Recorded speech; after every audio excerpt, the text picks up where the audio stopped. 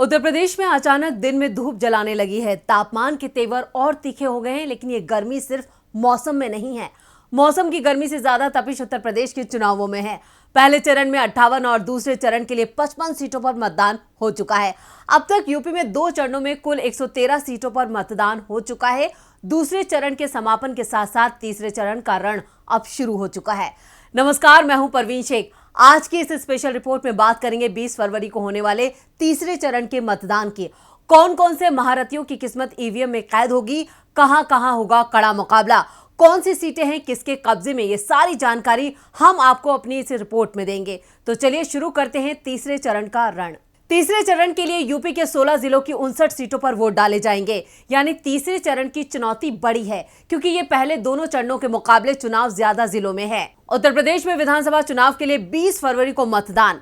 तीसरे चरण में 16 जिलों की 59 सीटों पर वोट डाले जाएंगे। तीसरे चरण में 627 प्रत्याशियों की किस्मत का होगा फैसला।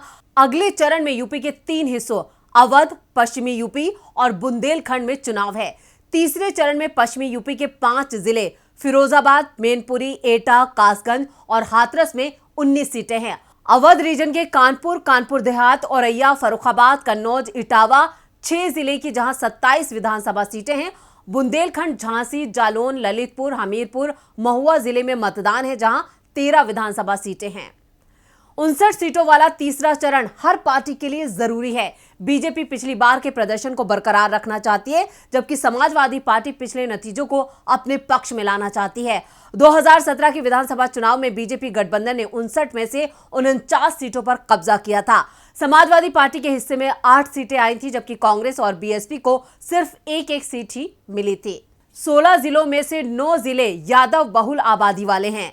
फिरोजाबाद, मैनपुरी, इटावा और एटा जैसे जिले शामिल हैं।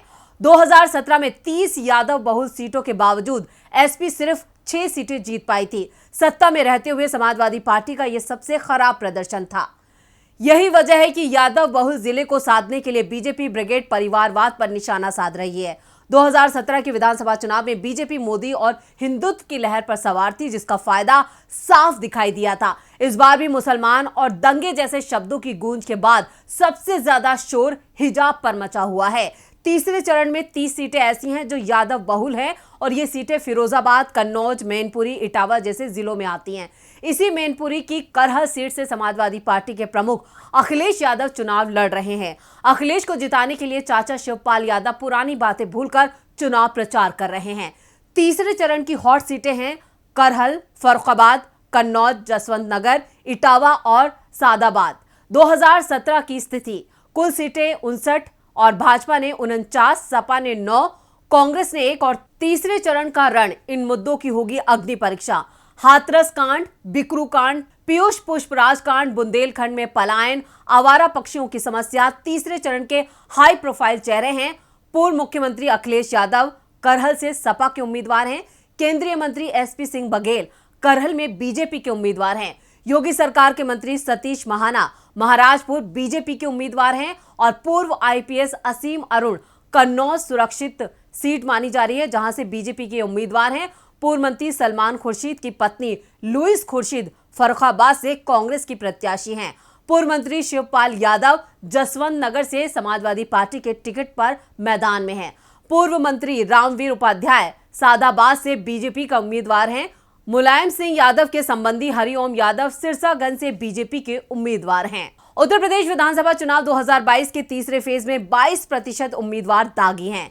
627 में से 623 उम्मीदवारों के शपथ पत्रों के आधार पर election watch of association for democratic reforms ने विश्लेषण करके ये रिपोर्ट तैयार की है। रिपोर्ट में बताया गया है कि 4 उम्मीदवारों के शपथ पत्र स्पष्ट न होने की वजह से उनका विश्लेषण नहीं किया गया। किस पार्टी से कितने दागी हैं? 623 में से 135 यानी करीब 22% उम्मीदवार अपने ऊपर आपराधिक मामलों की जानकारी उन्होंने दी है, जबकि 103 उम्मीदवार यानी 17% ने अपने ऊपर गंभीर आपराधिक मामलों की जानकारी दी है। सपा में सबसे ज्यादा अपराधी उम्मीदवार हैं। समाजवादी पार्टी के 58 में से 30 दागी उम्मीदवार, भारतीय जनता पार्टी के 55 में से 25, बहुजन समाज पार्टी के 59 में से 23, कांग्रेस के 56 में से 20 उम्मीदवार दागी हैं। आम आदमी पार्टी के 49 में से 11 उम्मीदवारों ने आपराधिक मामलों की जानकारी दी है। गंभीर आपराधिक मामलों के उम्मीदवार समाजवादी पार्टी के 58 में से 21, जबकि भारतीय जनता पार्टी के 55 में से 20, बहुजन समाजवादी पार्टी के 59 में से 18, कांग्रेस के 56 में से 10 पर गंभीर मामले दर्ज हैं। आम आदमी पार्टी के 49 में से 11 उम्मीदवारों ने गंभीर आपराधिक मामलों की जानकारी दी है। तीसरे चरण के रईस प्रत्याशियों की अगर बात की जाए तो 623 में से 245 यानी 39% उम्मीदवार करोड़पति हैं। बबीना सीट से चुनाव लड़ रहे यशपाल सिंह यादव सबसे ज्यादा करोड़पति हैं। यशपाल सिंह ने यहां पर कुल 70 करोड़ रुपए की अपनी चल अचल संपत्ति घोषित की है। 69 करोड़ रुपए की संपत्ति के साथ कानपुर की किदवई नगर विधानसभा सीट से कांग्रेस प्रत्याशी अजय कपूर दूसरे पायदान पर हैं। वहीं तीसरे स्थान पर कानपुर की आर्यनगर सीट से कांग्रेस के ही प्रत्याशी प्रमोद कुमार हैं, जिन्होंने अपनी कुल संपत्ति 45 करोड़ रुपए घोषित की है। तीसरे चरण में बीजेपी के सामने 2017 के चुनाव में जीती अपनी 49 सीटें बचाने की चुनौती है, तो सपा के साथ ही इसके अध्यक्ष और पूर्व मुख्यमंत्री अखिलेश यादव की साख भी दांव पर है। गौरतलब है कि मैनपुरी के करहल विधानसभा सीट से अखिलेश यादव खुद चुनावी मैदान में हैं। वो पहली बार विधानसभा चुनाव लड़ रहे हैं। उनके सामने बीजेपी ने केंद्रीय मंत्री एसपी सिंह बघेल को उतारा है। बघेल कभी मुलायम सिंह यादव के खासम खास और वफादार रहे हैं, लेकिन 2014 में उन्होंने मुलायम का साथ छोड़कर मोदी की शरण ले ली थी। वो यहां अखिलेश को कड़ी चुनौती पेश कर रहे हैं। ऐसे में करहल का मुकाबला काफी रोचक हो गया है। करहल में दोनों ही दलों का चुनावी प्रचार अभियान जो है वो चरम पर है। हर दल यहां पर कोई कसर नहीं छोड़ना चाह रहा है। दिन में निकल रही तीखी धूप से अधिक तीखी चुनावी प्रचार अभियान की गर्मी है।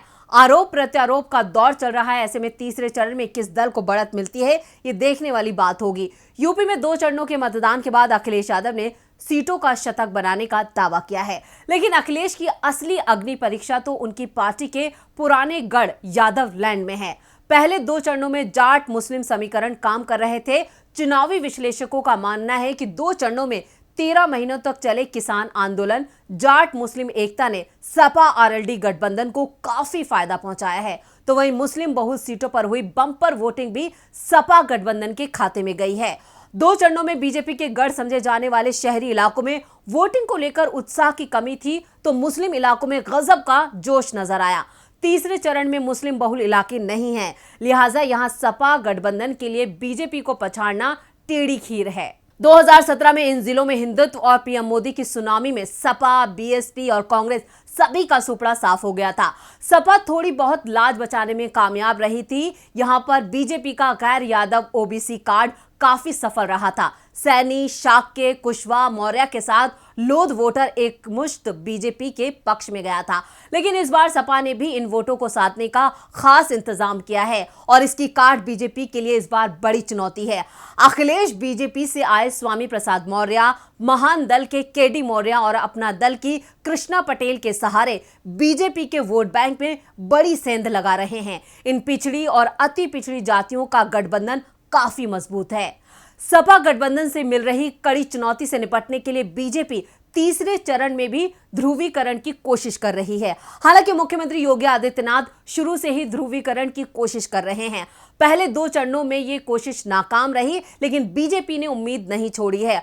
मुसलमानों का डर दिखाकर बीजेपी अपने कोर वोटर्स को एकजुट रखना चाहती है। वहीं उसकी कोशिश सपा गठबंधन की तरफ खिसक रहे अपने गैर यादव वोट बैंक को वापस हासिल करने की है। प्रधानमंत्री मोदी, गृहमंत्री अमित शाह, बीजेपी अध्यक्ष जेपी नड्डा और खुद मुख्यमंत्री योगी आदित्यनाथ तीसरे चरण के रण के लिए पूरी ताकत लगा रहे हैं। अगर तीसरा चरण बीजेपी के हाथ से फिसल गया तो सत्ता की दहलीज से वो इतनी दूर हो जाएगी कि इस दूरी को खत्म करना अगले 4 चरणों में उसके लिए नामुमकिन होगा। तो ये थी हमारी स्पेशल रिपोर्ट। आपको कैसी लगी हमारी स्पेशल रिपोर्ट? नीचे कमेंट बॉक्स में अपनी राय जरूर दें और इस वीडियो को ज्यादा से ज्यादा लाइक करें और शेयर करें। देखते रहें डीबी लाइव। नमस्कार।